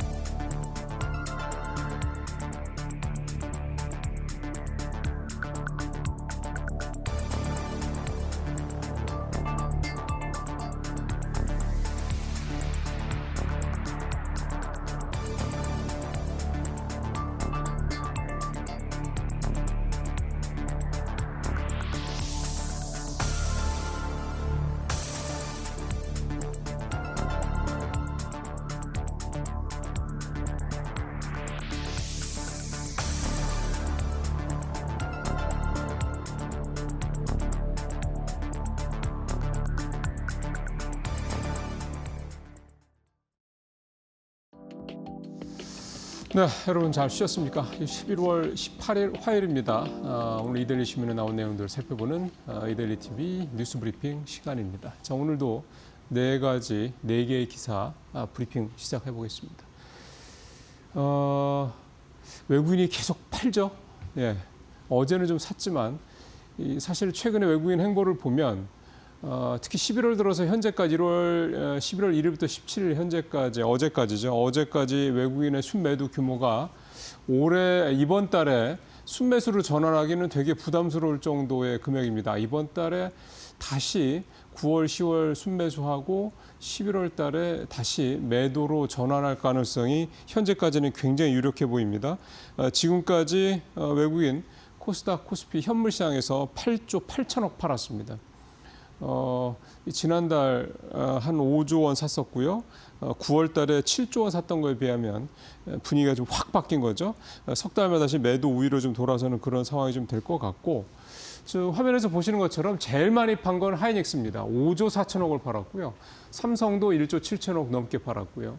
두산에너빌리티, 하나오션, KB금융 이렇게 팔았습니다. 판 종목들 보면 많이 올랐던 종목들이다라는 공통점이 있습니다. 그 다음에 이제 그럼 외국인들이 뭘 사고 있는 거야 보니까 그렇게 8조 넘게 팔고 있으면서도 셀트리온, 이스페타시스, LGCNS, SK바이오팜, 알테오젠 바이오주들을 많이 사죠. 그 다음에 이스페타시스나 LGCNS는 결국 AI 관련주 쪽으로 얘기를 좀 해야 될 거고, 그러니까 AI 관련주를 사긴 사는데 대형주들은 팔고 이제 뭐 소부장이라든가 이런 쪽으로 좀 옮겨가고 있다, 이렇게 좀 볼 수가 있겠습니다. 이스페타시스 같은 경우는 JP모건 또 리포트까지 나오면서 어제 급등하기도 했었죠. 이런 현재 상황입니다. 그러면은 외국인들이 돌아올 것이냐? 지금 분위기로 봐서는 장담할 수가 없죠. 전체적으로 지금 시장의 어떤 이런 조정 분위기, 이제 기간 조정이라고 봐야 되겠죠. 이게 왜냐하면 낙폭이 아주 크지는 않은 거니까요. 이런 기간 조정 분위기가 결국은 12월 달에 FOMC 결과가 나올 때까지는 가지 않겠느냐. 큰 틀에서 이렇게들 보는 시각들이 많더군요. 왜냐하면 그 사이에 딱히 엔비디아 실적 말고는 뭐 특별한 그런 어떤 모멘텀이 좀 있지 않기 때문입니다. 엔비디아 실적도 시장에서는 역대 최고치 계속 얘기가 나오긴 하는데, 결국 중요한 거는 역대 최고치라는 그 절대 수치가 중요한 게 아니라 전분기 대비 또는 전년 대비, 이게 중요하죠. 특히 전년 대비보다도 전분기 대비, QOQ 이게 중요합니다. 말씀드렸던 대로 젠슨 황 CEO의 AI 거품론과 관련된 뭐 얘기 좋다고 할 가능성이 높기 때문에 결국은 QOQ로의 이 성장 폭이 어떨 것이냐, 이 부분, 여기가 지금 여러 가지 얘기가 나오고 있는, 심지어 이제 피터 틸의 이제 엔비디아 지분 매도 뭐 이런 얘기까지 나오고 있기 때문에 이런 어떤 시장의 전반적인 무거운 분위기를 뒤집을 정도의 그런 어떤 뭐가 나올 것이냐, 이 부분이 엔비디아 실적에 결국 이제 목요일 날 우리 시간으로 이 시간대쯤 나오겠습니다만 가장 중요한 포인트가 될 수밖에 없을 것 같다. 이제 그것도 끝나고 나면 사실은 결국 이제 다음 달 중순에 있는 올해 마지막 연준의 FOMC로 이제 모아질 거기 때문에 그때까지는 이런 시장의 현재 분위기가 뭐 어느 쪽이든, 그러니까 상방이든 하방이든 뚜렷한 방향성을 잡기는 좀 쉽지 않을 것 같다. 그때 가서 이제 시장이 다시 달릴 거냐, 아니면 이제 기간 조정이 가격 조정으로 더 폭이 커질 것이냐, 이거를 결정하는 어떤 분수령이 될 것으로 생각이 좀 됩니다. 자, 우리는 또 환율도 사실은 좀 걱정이죠. 1,400 지금 50원대 전후 이렇게 1,400원대, 1,450원 중반까지 내려오긴 했습니다만, 사실은 지난주까지 봤을 때는 1,470원 넘고 해서 이거 또 1,500원까지 가는 거 아니냐라는 그런 걱정을 좀 자아내긴 했는데, 좀 화면에서 보시는 것처럼 어제 다시 1,460원대로 올라오는 모습입니다. 원달러 환율이 오르는 이유에 대해서는 뭐 여러 차례 말씀을 드렸기 때문에 다시 말씀 안 드려도 여러분들 잘 아시는 것처럼 달러에 대한 수요가 계속 뭐 있기 때문인 거고요. 그게 특히 국내에서의 달러에 대한 수요가 계속해서 뭐 지속되고 있다라는 점. 또 우리 시장이 조정을 받으면 또 마치 안전자산을 찾아가듯이 미국 주식의 미국 종목이라든가 미국 ETF에 투자하는 그런 분들이 더 많아지기 때문에 달러에 대한 수요는 좀 계속해서 일어나고 있는 그런 상황인 거고요. 중요한 거는 이런 상황에서 과연 이제 정부가 어떤 스탠스를 보일 것이냐. 이창용 총재 이 구두 개입까지는 나왔고, 결국은 중요한 게 이제 물량이기 때문에 국민연금이 이제 환해지나 달러 매도 이걸 할 거냐에 대한 이제 시장의 관심이 좀 커지고 있습니다. 국민연금이 시장에 이제 환해지를 직접 하게 되는 경우에 기준이 1,480원인데 지금 이 상태라면은 이제 사실 거의 근접하고 있는 그런 상황인 거죠. 그래서 이제 국민연금이 이제 환해지나 달러 뭐 매도 같은 이런 식으로 시장에 개입할 수 있는 여지가 대략 한 115억 달러 정도 된다고 하더군요. 근데 이 115억 달러를 과연 국민연금이 푼다고 그래서 원달러 환율의 상승세를 과연 막을 수 있을 것이냐 쉽지 않다라는 거죠. 지금의 구조적인 어떤 달러 수요 때문에요.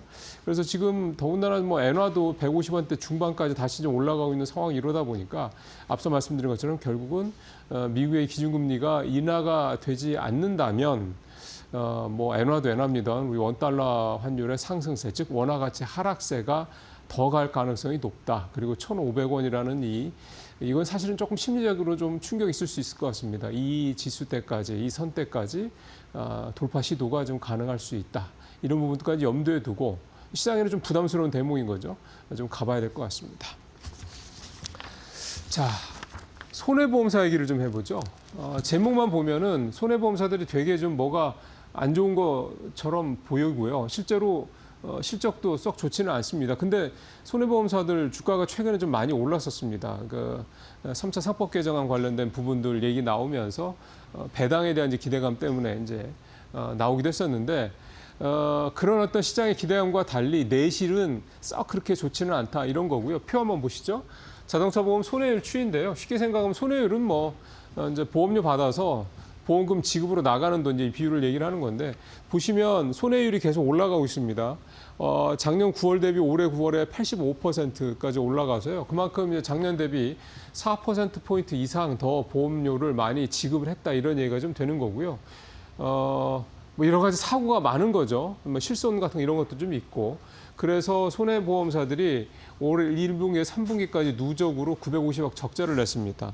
지난해 같은 기간에는 5천억 넘게 이익을 냈었거든요. 그때에 비하면 좀 1년 만에 완전히 격세지감으로 분위기가 바뀐 상황인 거고요. 그러면 이제 잘 아시는 것처럼 손해보험사들 또 이제 손해보험료 인상해달라는 걸 정부에 요구할 게 빤하다. 이렇게 좀 봐야 되는 겁니다. 자, 그렇다면 이제 올해는 어떻게 될 것이냐. 이게 보통 이제 역대 정부에서 보면 이제, 초창기 때는 잘 안 들어주다가요. 중반쯤 넘어가면은 보통 들어줍니다. 이제 초창기 때는 아무래도 새 정부가 들어서 여러 가지 뭐 어떤 소비자적인 친서민적인 이런 행보를 이어가다 보니까 그때는 좀 힘이 있으니까 말 안 들어주는데 중반쯤 넘어가 슬슬 느슨해지면 이제 뭐 이런 식이었죠.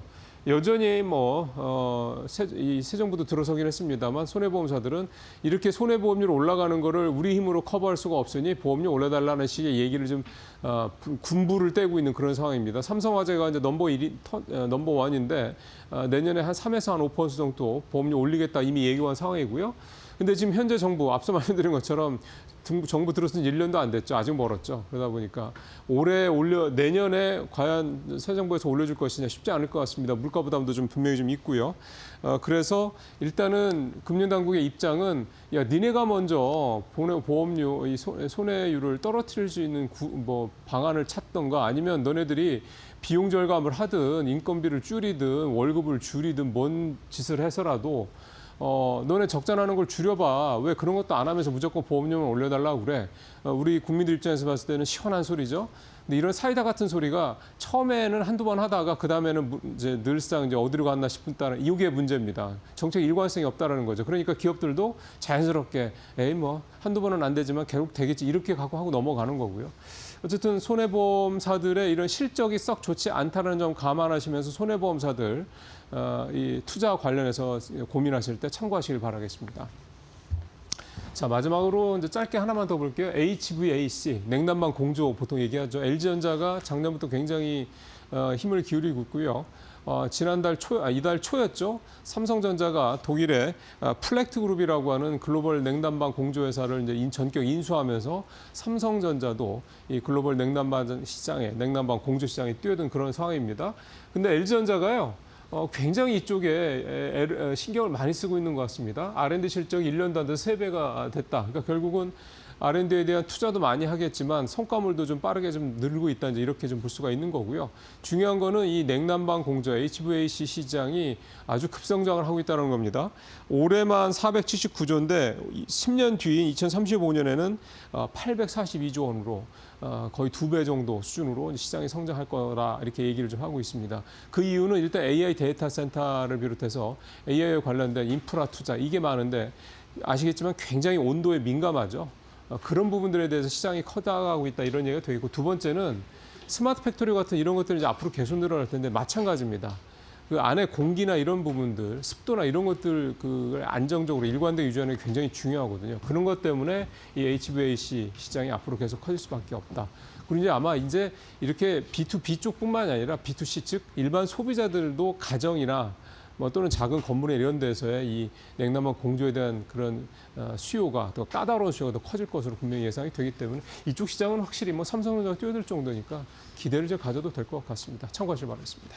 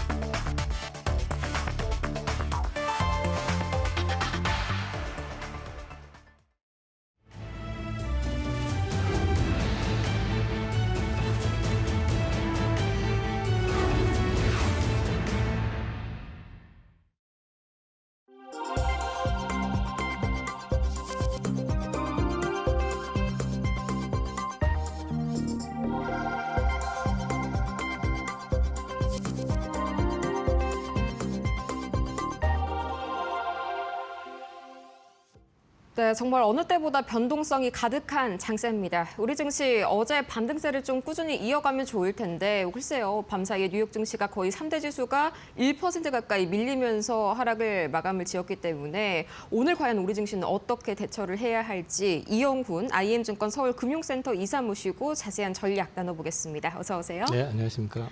네, 밤사이에 뉴욕 증시 또다시 이 3대 지수가 1% 가까이 좀 밀려났습니다. 뭐 경계감을 좀 실어줄 만한 이슈들이 많았는데 우선은 뭐 여전히 금리 동결이 우세하고요. 또 엔비디아 실적 발표 이번 주에 앞두고 피터 틸 헤지펀드가 또 전량 매도 소식을 밝혔었죠. 이게 또 오늘 약간 반도체 투탑에 좀 영향 미칠 것 같고 또 추가적으로는 뭐 모건 스탠리 쪽이 뭐 하드웨어 기업이 메모리 가격 상승 악영향을 좀 받을 것이다. 이것도 약간 우리 기업들에게 영향 미칠 수가 있을 것 같은데 뭐 차례대로 한번 오늘 자세하게 분석해 볼까요? 우선 그 금리 관련해 가지고는 네, 이제 서서히 자꾸 이제 동결적으로 얘기들이 많이 나오고 있는 건 사실이에요. 그렇죠. 그런데 오늘 이제 제퍼슨 부의장 발언을 보면 거기는 사실은 내용을 보면 중립에서 약간 완화 쪽에 가깝습니다. 네, 그렇게 되면 여태까지 의견을 밝혔던 그 연준 위원들 구성을 보면 제퍼슨 의원 위원 전까지는 네, 그 5대 4 정도로 이제 동결이 강했고 나머지가 이제 중립이 있었는데 지금은 5대 5라고 봐야 되고요. 그렇네요. 근데 문제는 이제 중립에 있는 분들이 아직까지 의견을 밝힐 수 없는 연준의 파월 의장 그리고 한 사람은 지금 트럼프로부터 괴롭힘을 당하고 있는 네. 리사 쿡이거든요. 그래서 지금 분위기로 봤을 때 이 사람들이 감정적으로 나오면 당연히 동결이 되겠지만 저 개인적으로는 뭐 제가 맞추려고 나오는 건 아니니까 네.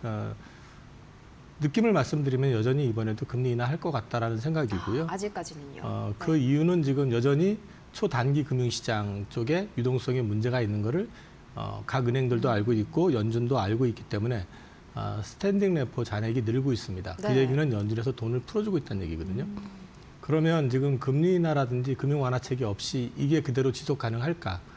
오늘 제퍼슨 의장이 몇 달 전에 얘기했었을 때만 해도 QT 필요 없다고 얘기했었는데 네. 어쩌면은 빠른 시일 내에 수개월 내에 QE죠. QT가 아니라 네. 양적 완화 필요할 수도 있다는 얘기를 또 했어요.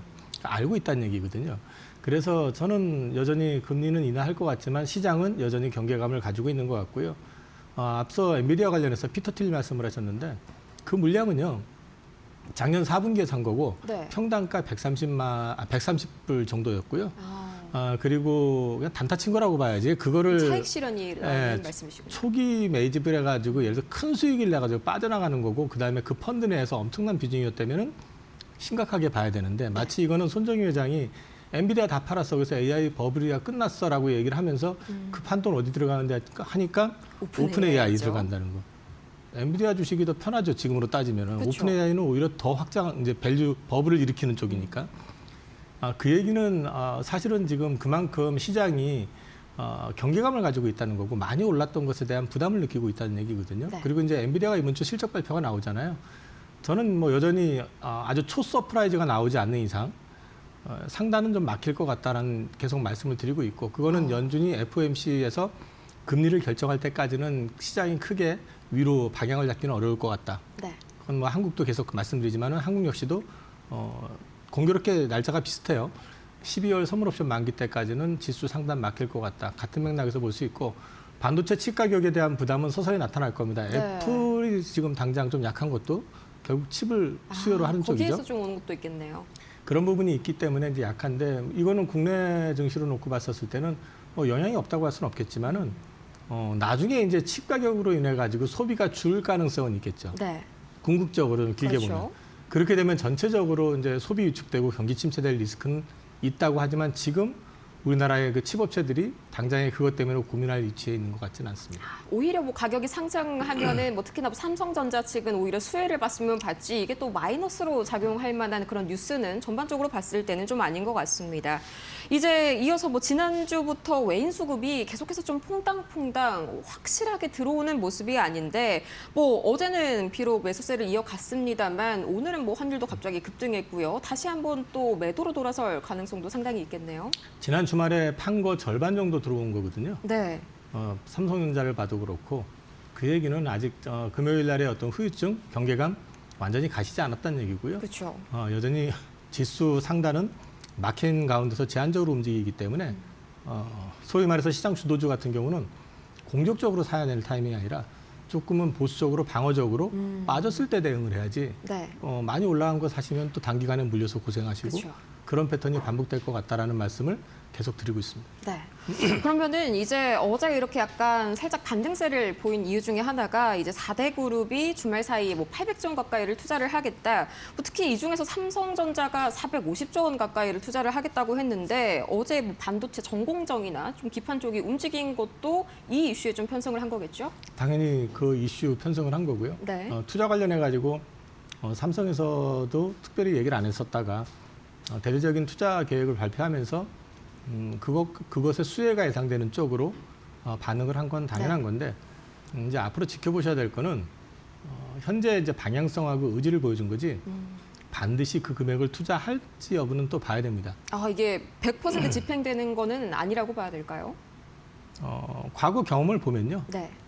이제 조금 더듬어서 올라가면은 문재인 정부 때도 각 기업들이 그룹들이 네. 대대적인 투자 발표를 했었고 아, 그렇죠. 또 윤석열 정부 때도 마찬가지였고 지금도 마찬가지인데 그렇게 계속 투자를 했었다 그러면 아마도 지금보다는 경제 성장률이나 잠재 성장률이 더 높지 않았을까요? 네.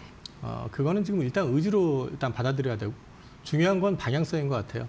그러니까 이제 방향성이라고 하는 건 어디에 집중 투자할 것인지 그런 맥락에서 봤을 때는 4대 그룹사들 가운데서 제가 주목하고 있는 거는 오히려 그 가운데서 현대차 그룹일 가능성이 높고요. 현대차요. 네. 왜냐하면 일단 GPU 칩을 받은 그룹들 있잖아요. 삼성, SK, 그다음에 현대차, 네이버인데 이제 나머지는 뭐 이제 칩 만드는 회사고 주로 칩 증설과 관련된 쪽이니까 그렇죠. 뭐 그렇다 치더라도 지금 방향성을 놓고 봤을 때는 현대차 그룹이 방향을 확실히 잡은 거는 AI를 통한 자율주행 그리고 휴머노이드 그리고 수소 경제 방향의 큰 그림을 완전히 제시를 하고 있기 때문에 어떤 그룹의 변화 또는 그룹의 어떤 성장과 관련된 부분에 있어서 주목을 해볼 필요가 있을 것 같습니다.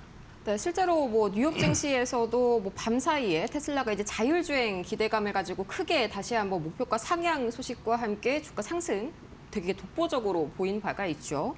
이제 뭐 삼성전자랑 SK 하이닉스 어제 이제 각각 60만 원 선이랑 10만 원 선 탈환을 하긴 했지만 또 밤 사이에 엔비디아가 2% 가까이 내렸습니다. 이게 안착을 했다고 안심할 수는 없는 거겠죠?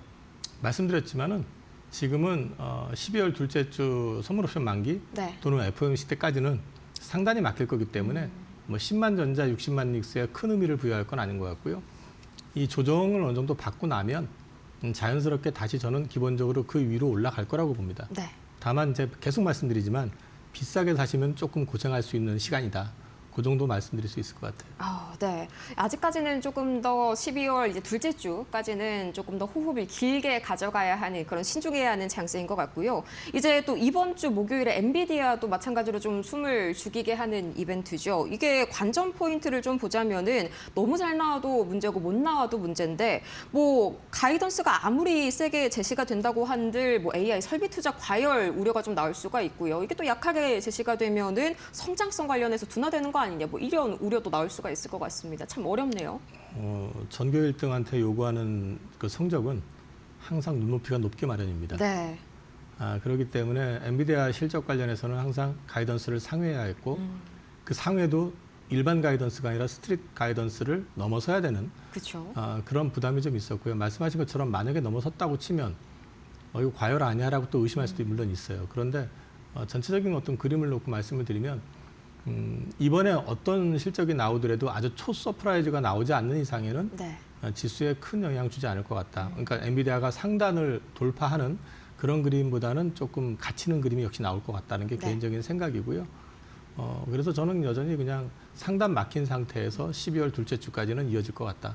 그렇게 말씀드리고 있습니다. 그럼 이제 엔비디아 실적 발표가 난다면은 우리 한국 반도체 쪽에는 뭐 단기적으로 상방보다는 하방 압력이 단기적으로는 좀 흔들릴 가능성이 좀 클 수가 있다. 뭐 이렇게 보실까요? 그냥 박스권이라고 말씀을 드리는 거죠. 그러니까 상단은 이번에 고점 만든 거 돌파하는 거 쉽지 않을 것 같고 네. 그렇다고 하단을 놓고 얘기한다고 그러면 사실은 지금은요. 엔비디아가 워낙에 잘하고 있긴 하지만 밸류에이션으로 보면 제일 싼 거는 하이닉스예요. 그렇죠. 비교가 안 되죠. 네, 지금 사실은 그리고 또 지금 레거시 D램 쪽 같은 경우는 영업이익률 내년에 심하게 보는 쪽은 70%까지 보거든요. 이렇게 되면 삼성전자 어닝 역시도 만만치 않게 나올 가능성이 높습니다. 그렇게 말씀을 드리면 네. 하단 역시도 크게 무너지거나 그러지는 않을 것 같기 때문에 역시 제한된 박스권이 되지 않을까 보고 있습니다. 역시나 뭐 AI 쪽은 비관론을 가지려고 해도 워낙 이게 지금 강력한 실적으로 좀 뒷받침이 되고 있기 때문에 하단도 어느 정도는 좀 막혀 있다. 좀 안심을 가지고 좀 지켜볼 수가 있을 것 같습니다. 이제 또 반도체뿐만이 아니라 최근 들어서 이제 제약주들도 뭐 뉴욕 증시에 이어서 우리도 약간 좀 AI 반도체가 빠지면은 자금이 살짝 이동하는 그런 모습이 좀 나와주고 있는데 뭐 에이빌 바이오가 투자 주의 종목까지 지정이 될 정도로 굉장히 좀 핫한 종목입니다. 이게 언제까지 좀 이어질까요? 이 박스권장에서는 지금 상대적으로 수급이 편한 쪽으로 옮겨가기 마련입니다. 네. 10월 한 달 내내 소위 말해서 실적 장세에서는 바이오가 완전 소외가 됐었죠. 그렇죠. 그러니까 시장에서도 완전히 버려진 섹터였기 때문에 바스켓이 완전히 비워졌었고요. 11월 들어서기 전부터 제가 11월은 바이오가 괜찮을 것 같다는 말씀을 드렸는데 막상 들어서고 난 다음에 이제 불을 뿜기 시작한 거는 에이벨 바이오가 이번에 3조 8천억짜리 라이센스 아웃 계약을 체결하면서부터였는데요. 그거는 이제 몇 가지로 검증해 볼 수 있는 게 일단 우리나라 플랫폼 기업들에 대한 재평가가 가능하다. 벌써 지금 ABL만 하더라도 BBB 셔틀 가지고 3군데 지금 라이센스 아웃 계약을 했거든요. 네. 그러면 BBB 셔틀 요만 가지고 얘기를 한다 그러면 글로벌 넘버 원이 되는 겁니다. 이미 이제 기술적 검증을 넘어선 상태라고 말씀을 드릴 수가 있고요.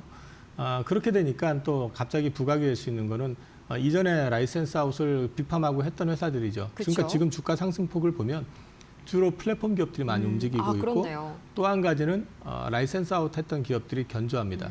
그렇기 때문에 제가 국장에서 한국 증시에서 그 바이오 투자를 하실 때는 플랫폼 기업을 공부해 보시고 네. 거기에 맞춰서 대응을 해 보시는 게 좋다라는 말씀을 드리는 거고 이거는 올해 이렇게 끝날 게 아니라 지금 12월 8일 날 알테오젠이 그 거래소 이전 관련해서 주총 네. 소집을 하거든요. 하고 난 뒤에는 수급이 조금 더 이어질 가능성이 있습니다. 아, 그러면 뭐 긍정적인 방향으로 네, 저는 가겠네요. 그래서 바이오는 올 연말까지는 일단 괜찮은 그림 나올 것 같다 말씀드리고 네. 있을까요? 그럼 이게 뭐 금리 인하가 만약에 뭐 지금 동결 가능성이 뭐 55%가 되지 않습니까? 이게 만약에 인하 기대가 좀 완전히 꺾이는 결과가 나와도 계속 강할 거라고 보실까요? 저는 금리 인하가 만약에 안 된다 그러면 단기적인 영향을 받을 수 있겠지만 네. 그래도 지금 현재 남아 있는 그 딜과 관련된 부분이라든지 네. 내년 1월달에 JP모건 헬스케어를 앞두고 각 이제 빅팜이라기보다는 이제 우리는 바이오텍이죠. 바이오 회사들이 지금 보여주고 있는 퍼포먼스를 봤을 때는 그렇게까지 위축되진 않을 것 같습니다. 아, 이게 뭐 부차적인 이슈는 되겠지만 뭐 아직 주요한 그런 모멘텀들은 남아 있다라고 말씀을 해주셨습니다. 또 이제 어제 우리 시장을 좀 보자면 뭐 삼양식품이랑 농심이 상당히 좀 좋은 움직임을 보였는데 이 삼양식품 목표가를 좀 높여잡는 리포트들이 제 눈에는 좀 많이 보이더라고요. 뭐 농심도 따라서 오히려 더 많이 올라간 것 같습니다. 일단 어닝이 다 잘 나왔으니까 이제 그 부분에 대해서 시장 예상을 이제 초과했고 네. 또 두 회사의 공통점 역시 시장에서 소외됐던 아, 그렇죠. 그 이제 섹터이기 때문에 서프라이즈가 나오니까 당연히 주가 급등한 게 나온 건데 우리 앵커님은 농심하고 삼양하면 일단 불닭이겠죠. 네. 경험을 해보셨을 것 같은데 아, 너무 좋아하죠. 어느 네. 쪽이 더 땡기시나요? 아, 저는 불닭을 굉장히 좋아합니다. 그러니까 저 같은 경우도 이게 불닭을 뒤늦게 다 먹어본 다음에 후회를 했는데 네. 먹을 때만 해도 좀 맵다란 느낌 정도였지 심하진 않았어요. 근데 네. 이게 묘한 매력이 있는 게 조금 시간 지나면 은근히 땡겨요. 근데 이게 중독성이거든요. 그렇죠. 근데 이 중독성을 제가 말씀드리고 싶은 거는 삼양은 이미 외국인들한테 전이를 시켜놨다는 얘기입니다. 이런 음식료 같은 경우는 중독성이 되게 무섭거든요. 그렇죠. 그 중독성이 유지가 되는 한 삼양식품의 어떤 실적 랠리는 지속될 가능성이 높다는 측면에서 삼양은 프리미엄을 줄 수 있다고 저는 보고 있고요. 농심은 일단 어닝은 잘 나왔는데 이 네. 부분은 캐대연의 효과가 굉장히 큰 약간 거고 반짝이죠. 이 부분보다는 농심 역시도 플러스 알파가 나와야 된다는 거죠.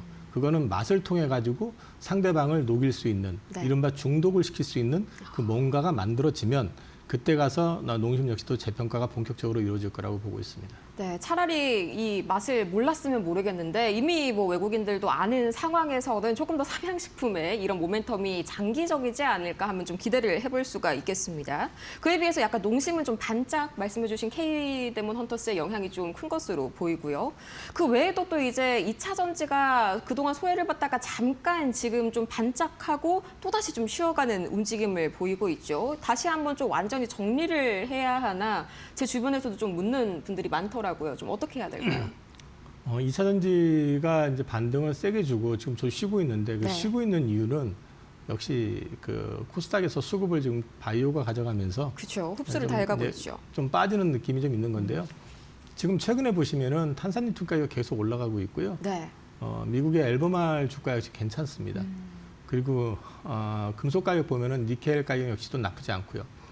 그 얘기는 전반적인 분위기 자체가 바뀐 건 없다. 네. 많이 올랐기 때문에 좀 쉬어가는 거다라는 정도로 보시면 될 것 같습니다. 네, 실제로 또 밤 사이에 이제 2026년 그러니까 내년 리튬의 수요가 거의 뭐 전 세계적으로 30% 가까이 급증할 것이다. 뭐 이런 블룸버그의 보도도 대대적으로 보도가 되는데 이것 때문에 리튬주들이 강했죠. 오늘 우리 2차 전지에서도 상당히 좀 긍정적인 동방 강세를 이어갈 수 있을까요? 저는 그런 것들이 궁극적으로 플러스 알파 오늘 당장 안 올라가더라도 그게 이제 누적이 되면 네. 자연스럽게 또 힘은 윗방향으로 가져갈 수 있는데 모두가 다 올라가서 모두가 해피하면 좋겠지만 지금 시장 방향성은 명확합니다. 첫 번째는 ESS잖아요. 그렇죠. 두 번째는 방금 리튬 가격 말씀하셨지만 핵심 광물과 관련된 것들입니다. 네. 그래서 그쪽으로 포커싱을 해서 보시는 게 상대적으로 나중에 주가 상승 폭도 그렇지만 빠졌을 때 덜 네. 위험할 것 같아요. 아, 그렇죠. 상당히 좀 약간의 완충 작용을 하고 있는 그런 재료인 것 같습니다.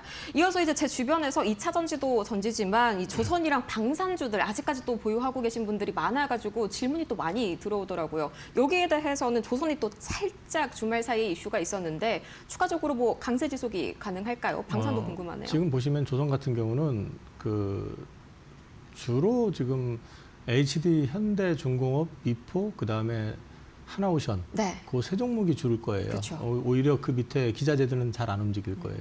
왜 그럴까요? 그거는 지금 현재 미국에서 마스가 이제 오케이 되고 난 다음에 보여지고 있는 거는 군함 이슈 때문에 그렇습니다. 그래서 방산 이슈가 붙어 있는데 네. 방산 엔진은 또 우리가 만드는 걸 갖다 붙일 수는 없거든요. 그렇죠. 이제 그런 것들 때문에 그런 거기 때문에 지금 일단은 방산에 대한 부분이 같이 연결되는 거라고 보시면 되고요.